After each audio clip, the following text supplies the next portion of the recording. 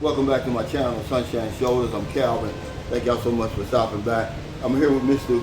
Vietnam, I call you. Hello. What's up, Kevin, Hey, man? what's up, y'all? Hey, thanks for having me. I appreciate it. Y'all appreciate it. This is the guy to see in Vietnam. I had interviewed you before, but we were in a split screen. Nice. I was in the Philippines, you were here. Yeah. Because when I got here, guys, I was lost. I know I messaged you 10 times in a row. You know, I was getting on your nerves. No, you weren't getting on my nerves. Come on. You know, but it just goes to show you how much people take vloggers for granted. We got good information. Yeah, I agree.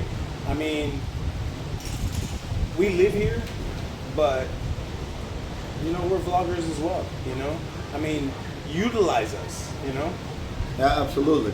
But what I wanted to talk about was, there's a lot of vloggers, you know, in the Philippines. And they come over here and then they go back to the Philippines and they say, oh, Vietnamese women, the age gap doesn't exist in Vietnam. So I'm thinking like, okay, I got that in my mind, but the minute I get out of the airport and I'm in District 1, I'm seeing all kinds of age gap relationships, you know, older men with younger Vietnamese women. So what's your take on that? Is that a myth or is it real? Well, I mean, honestly, it's... So, I've been in Vietnam 6 years, right? And so, in the very beginning of my 6 years, I saw very few age gap relationships, to be honest. Over the last 6 years, it seems like the newer generation, women, they want to, you know, for whatever reason, go with us, you know, us older guys, you know? And so, I'm in an age gap relationship, and so our age gap is 19 years. How old are you? I'm 42. You're 42 Yeah. and you're... 23. I think that's your fiance now, right? Yeah. We'll be married next year. So, Next month. Are you going to automatically get the Vietnamese citizenship? No, it's not likely I'll ever do that. Our kids, once we have children, they will. Yeah. But I probably won't. But I was just reading something where they said if you marry a Vietnamese citizen, you receive that, Yeah. but it's not. I mean, in theory, yeah, but that's not for me, to be honest.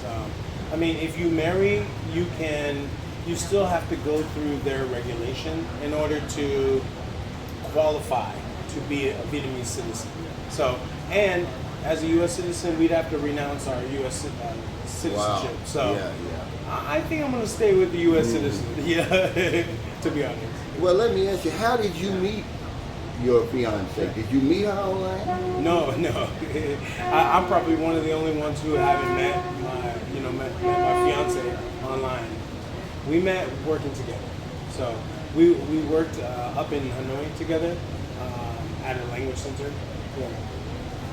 Yeah. So you were telling me earlier that a lot of guys you say have problems when they come over. Yeah. Is it a language problem? What is the problem? Cultural problem? Meeting women, you said. Well, yeah. I mean, so I do a lot of consultations with guys here, and to be honest, I don't know why they have issues, man. I mean, I've never had issues, whether it was with Vietnamese or foreign women here. Mm-hmm. I don't know why they're having issues. I mean, I tell them exactly, I give them the best advice they could get. Meet women in cafes here, meet women in cafes, just go outside, they're everywhere. Just go say hi. Don't be creepy, but just go say hi, you know? And a lot of them resort back to online. And then they wonder why they're not having success. Well, I don't know what to say, man. You know? I guess you could, you know, in the Philippines you can find good women online. I guess you got to be patient and weed through all the bull.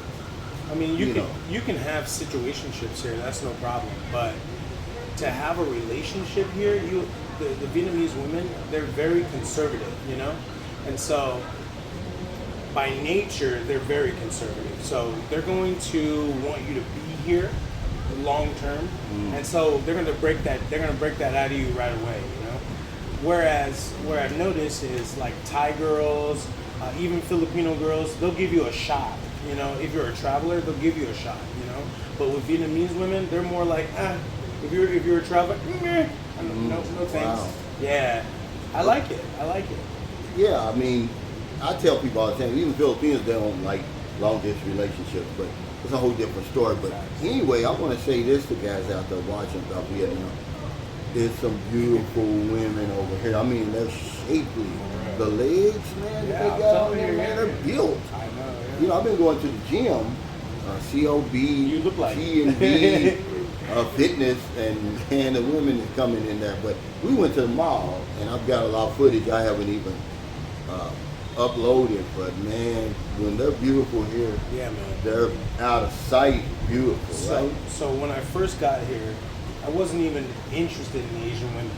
Like, my first 2 years, all I did was date foreign women. Yeah, I looked at them, I seen them, and I was like, I'm good. First 2 years, didn't date one Vietnamese woman.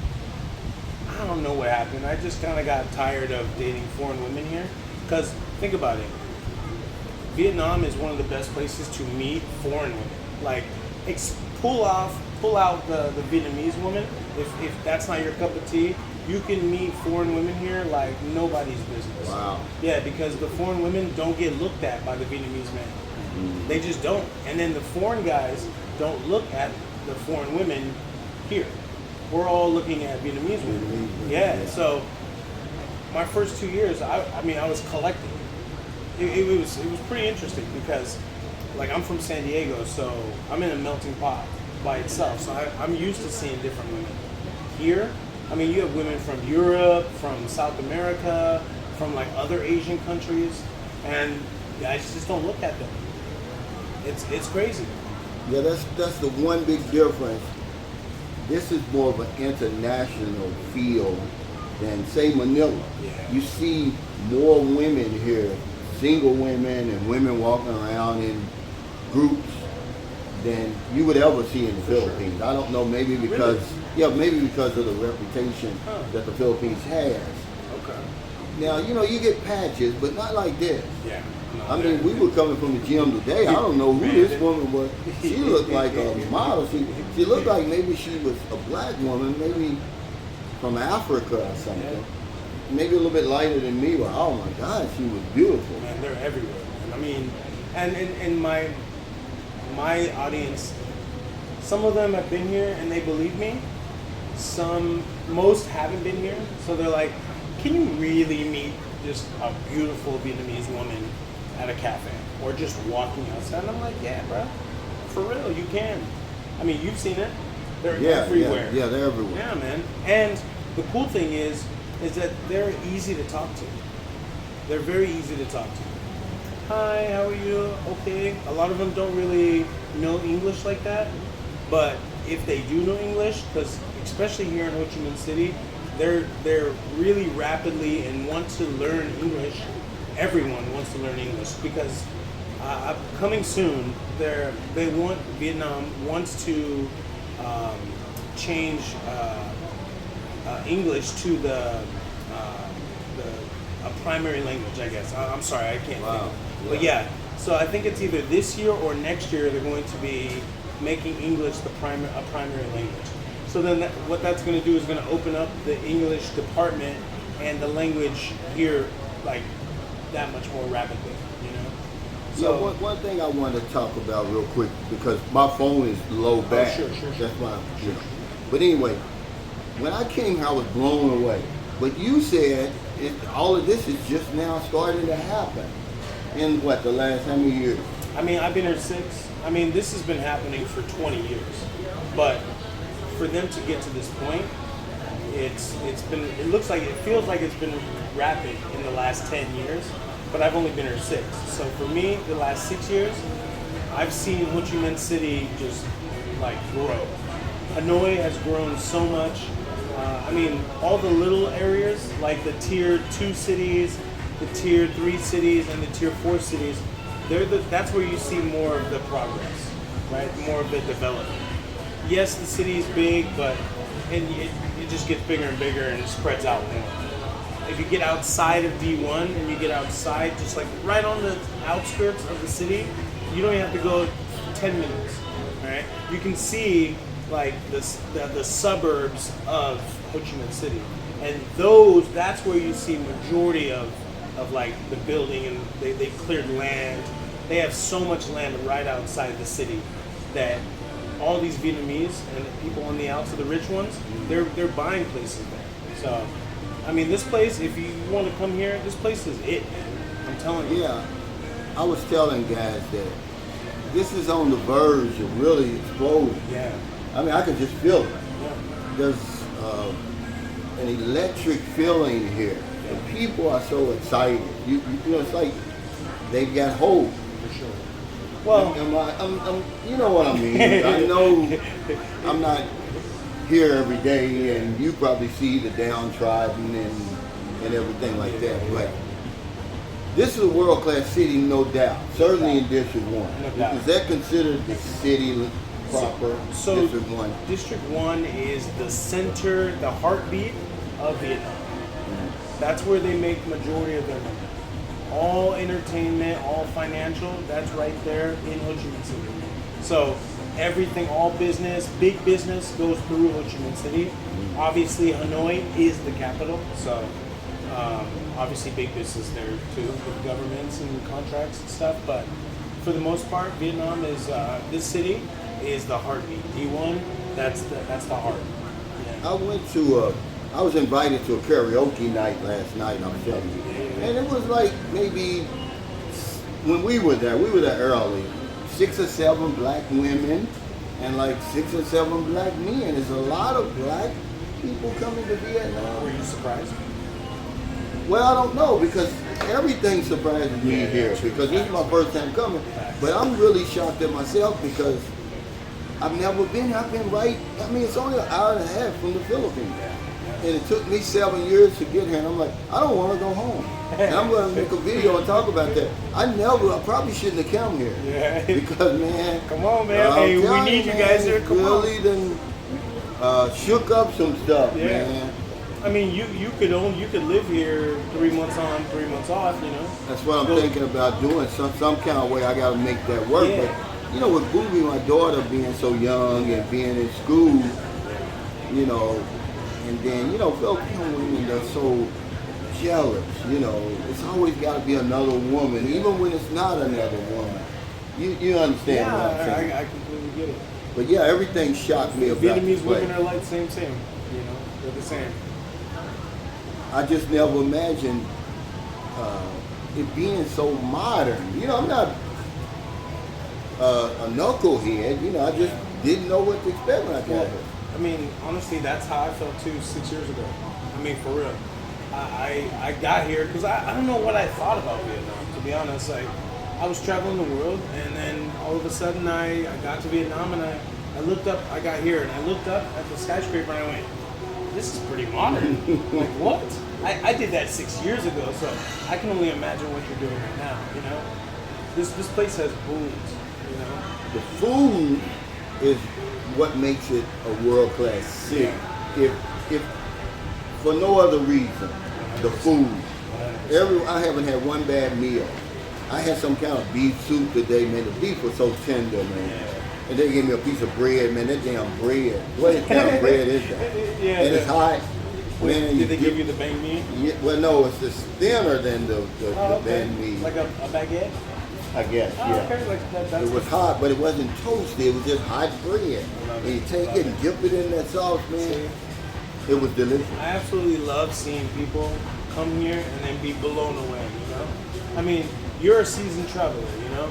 And yet you still are finding like cities here. That makes me excited, you know? It gets me excited to see people and see you here first, but to see people, you're not the only one who has that like wow, I think I need to look at Vietnam a little bit harder, you know? There was a young lady at the event last night. She was from Baton Rouge, Louisiana. She was an engineer. Okay. And she said, I just came here. I only wanted to be here for a couple of weeks. She's been here a year. She said the place grabbed a hold of her. Yeah. And she had to go home to make money so she could come back, so she could just live here. Yeah. And, you know, Maryland loves it. You know how much they love their country. So she loves it. Yeah, she loves it there, man. I mean, it's just so much to do. Have they mistaked her for Vietnamese yet? No, for some reason Vietnamese know Filipino. Yeah. They know 'em. Yeah.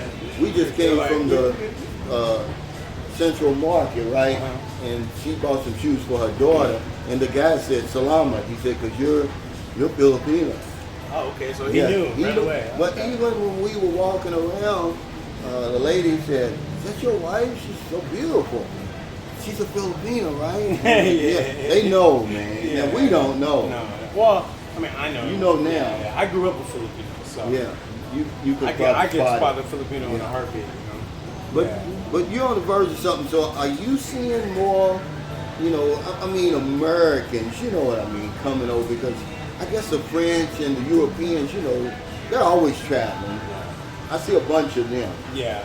But what about Americans? What is it about Vietnam that we just won't come? I mean, honestly, I haven't really seen a ton of Americans. Yeah.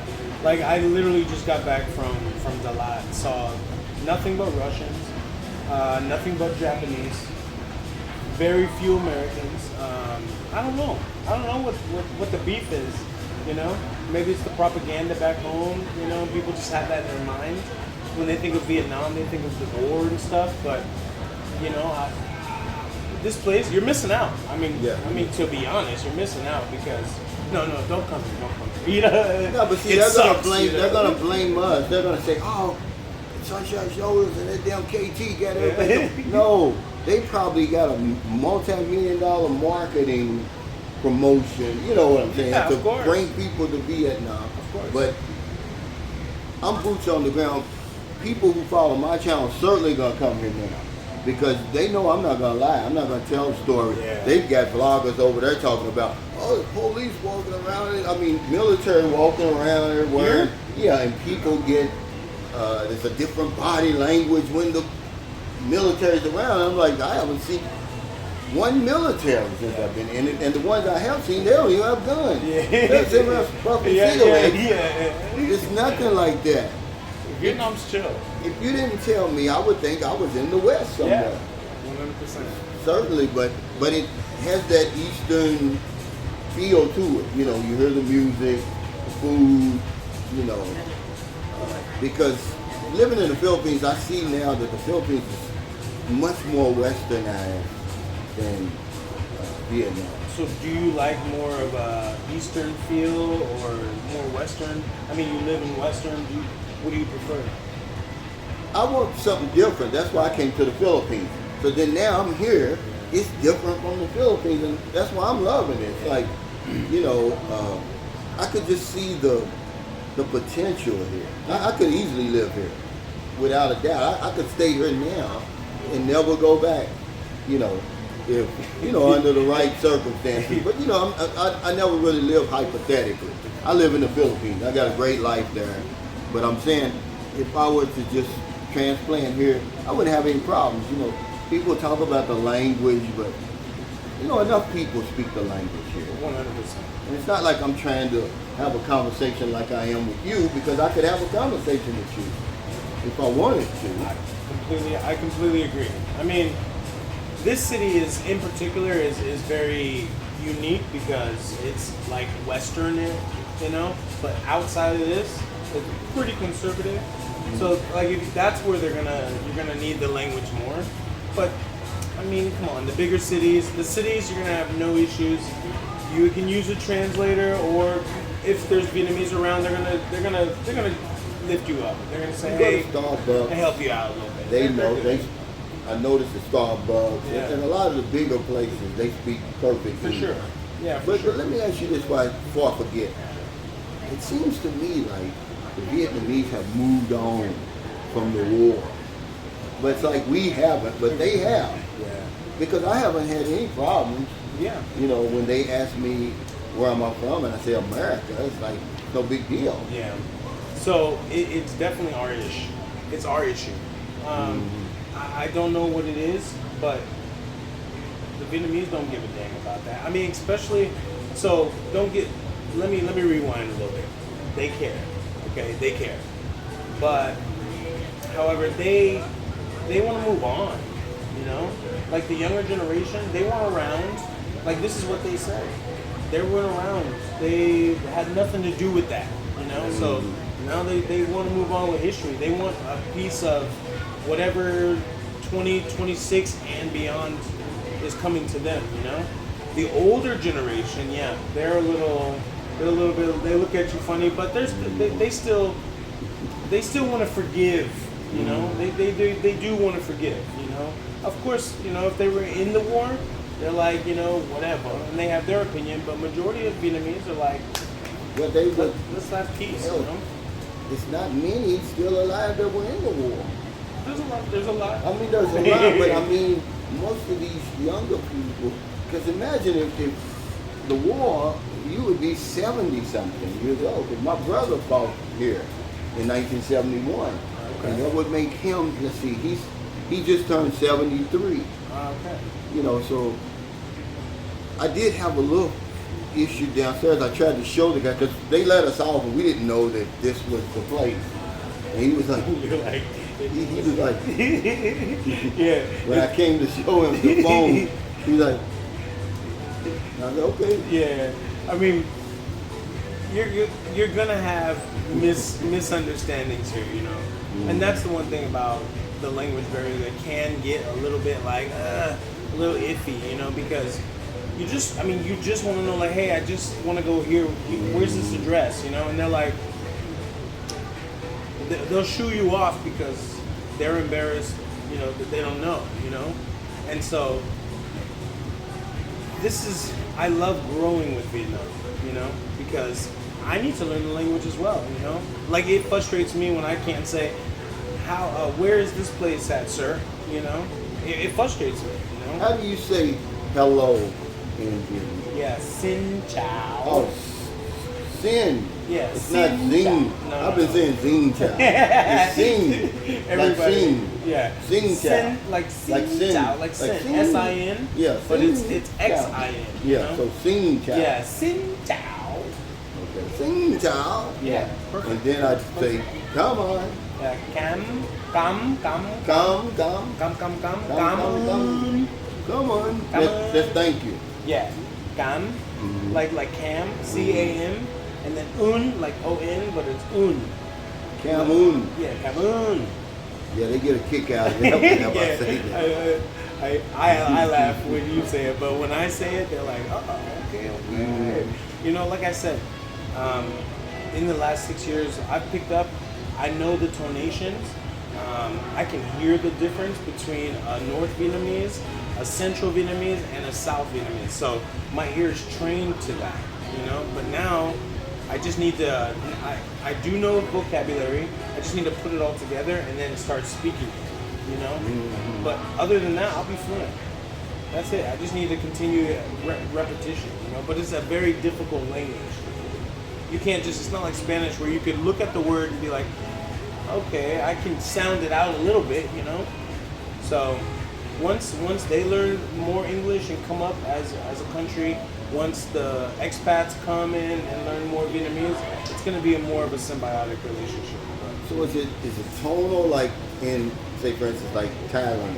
Yeah. So it may be one word, but the way you say it has 3 different meanings or something, right? Yeah. So and then that's another thing. It's like the vocabulary, like one word, like bow, B-O, right? Bow. And then so there's like 7 different words, right? Bow means dad, it means beef, right? And so you're like, and then so how you say it in the sentence, it's like you could be like, I want to eat dad, and then but you have to say this language perfect, like it has to be perfect, and with the tones and everything. So that's what makes this language very difficult.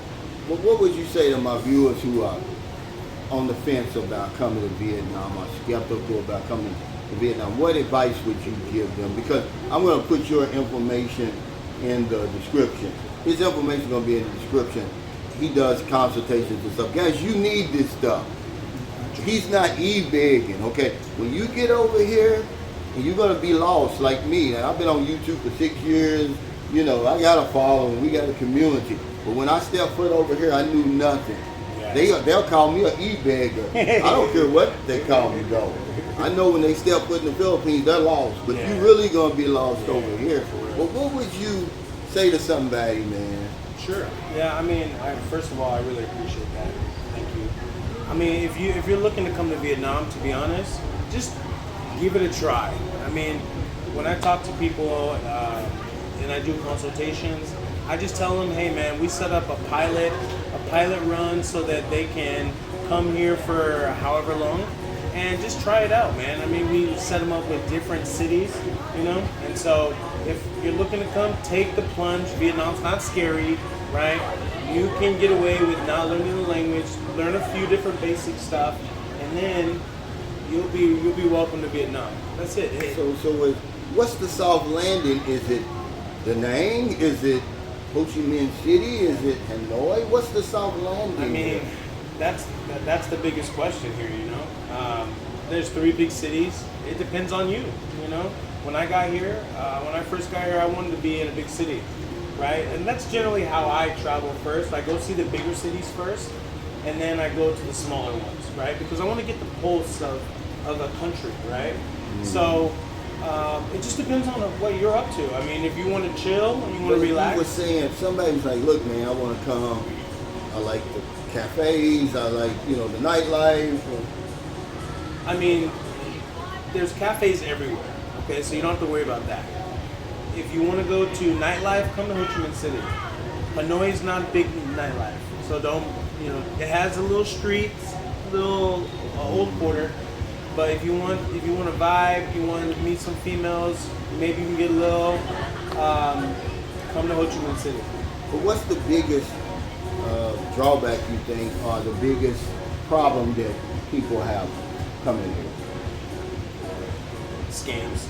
Scams? Yeah, people, I mean, think about it. These guys are poor, and so their only thing is to get money, like really, and to have a better life. And so I understand why, but they're more short-sighted. Instead of building a relationship with someone and then having that longevity of a relationship where they get more money. So they're more short-sighted. And so they tend to want to scam. Where not all Vietnamese. Don't get. Where are you most likely to be scammed? Like taxis or what? Taxi. I mean, the tourist area is one. Looking for housing when you become an expat. I mean, you can get scammed at every single step of the process. Wow. Like seriously, that's real. That's real. I mean, that's real. So, that's why I when you come and you talk to me, I put you in the right direction. If your favorite YouTuber is not doing that, you have a big problem. You should stop following because this place is great. But you need to have people to like really back you up. It's really that serious here because you will get scammed here. It's not a matter of if you'll get scammed, it's when you get scammed, for sure. Oh wow. Yeah, it unfortunately, like, they need to clean that up, and they are cleaning it up, but it's just easy for Vietnamese to scam, It's sad to see it. I don't like to see it. The scams, I'll say. 2, obviously the language barrier. 3, the money, because they don't know the denominations of the money. So you want to give a 20, your bill is 20,000, and that's under $1. Then the 20 and the 500 look alike, but the 500 is bigger. So you got to just, they look alike. So a lot of the foreigners, what the Vietnamese will do, the vendors, they'll come in, they'll have your money, and you'll be like this. You'll be like, where is it? And they'll be in your hand like this. They're like this one right here, and they'll take it, right? And so you got to be careful. You got to be in control, no matter where you're at. Never let your guard down, ever. Wow. Yeah. Yeah. That's the biggest 2. I see the same thing. I see the same thing over in the Philippines. But I think with the language, people tend to, and this is the reason we get scammed over there, because we tend to think, well, I don't need any help over that. It's a soft landing. Yeah. I can navigate the Philippines, and they end up getting cheated because of the same thing you said. The people are poor. It's all they think about is money. They're short-sighted. They don't care about return business. They want to get you right now. Yeah, get it all right now. Yeah. And I think that's why, vloggers and different people like that are very important. But we bring that Western mindset. See, we thinking that we're the ones that are scamming them. No, we're trying to stop you from being scammed, you knucklehead. Yeah. It's these people over here that's gonna get you. Yeah. We're trying to be the buffer. Yeah. I totally agree with you. Like before I got on YouTube, I saw it, and that's kind of why I got on YouTube. Was just I didn't see people that look like myself here in Vietnam when I first started. Now everybody's here. But I had something to do with that 2 years ago. And so there was nobody, and so I saw these scams. I saw what was going on for the last 4 years prior to that. So I just wanted to be, a voice of reason, And obviously I followed you. I saw what you do. So you were a big inspiration to me. So shout out to you, Hey, thank you. But let me ask you this, because I was talking to a friend of mine, Achilles. Would it make a difference if you had like a Vietnamese front man with you or something? Would that help? They just see you because Maryland, when I'm in the Philippines, Maryland, if I feel funny, if I think that I may be scammed, I just let her handle it. I'll stay in the back. Yeah, it really depends. Yes, to answer, yes, of course, because Vietnamese will say in their language, back off, give me a fair price. Like naturally, when I'm dealing with Vietnamese, before my woman, I've always been pretty firm about dealing with anybody, right? So I don't get scammed. With my lady, she gets a better price. They'll overcharge me 30% off the rip. Yeah. With her, it's much easier. So I tend to be in the background because she's gonna save us money, and she doesn't play no BS. She'll be like, and then it'll just be, and then it's done, it's settled. So yeah, to answer your question, of course, yeah.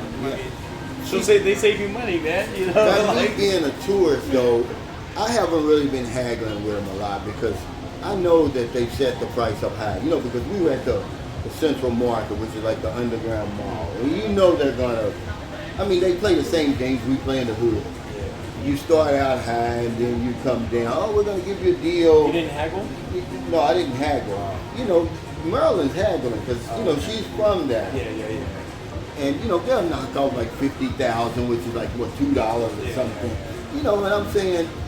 Because it's the same way in the Philippines. It's like I know, it's only $1 or $2. I'm not gonna do that for 7 years. Yeah. But I'll do it for 2 weeks. Yeah, that's cool. But as an expat, we don't play that. Yeah. And that's so you would know what a good pair of slippers would cost. Yeah. You would already know. Yeah, of course. So if they say $350, you'd be like, what? $250? I'm gonna go down to $150. Wow. Yeah. They're gonna ask me $350. I'm gonna say, I'm gonna go $125. Because that, just I'm gonna give them a little back. And then they say, oh no. And I say, okay, bye bye.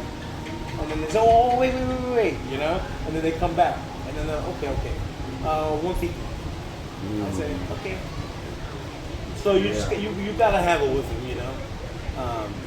But if you're here for just a vacation, a lot of times though, what I've learned just from living in the Philippines is I'll go to places where the price is already on. Like that underground market, you're haggling. You have to haggle. But if I see something I like I got a nice pair of. I bought these here yesterday. These things are so comfortable. Where? By the way, at the underground mall. The Central Market? Yeah, Central Market. I need some more. Well, I had, today I bought some polos. Probably knockoff, but man, it was so comfortable. Yeah. So, I gave the lady 300, 1,000. What's that? $10, $12 or something like that. Under $15. Yeah.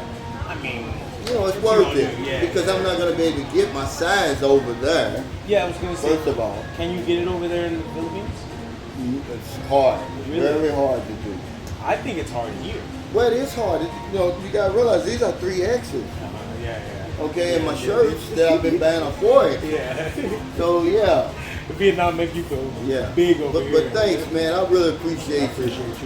We're up in this coffee shop here, man. The coffee they got here is off the chain. Yeah, right. Yeah, it's strong. Right? I mean, it's strong. They only give you like this much. Yeah. But I'm thinking like, well, where's the coffee? Yeah. That's it. And boy, you be on a rocket. Yeah. You be flying. Yeah. I love it. But yeah, I appreciate your time, man. Thank you, I'm gonna Cal. have his information.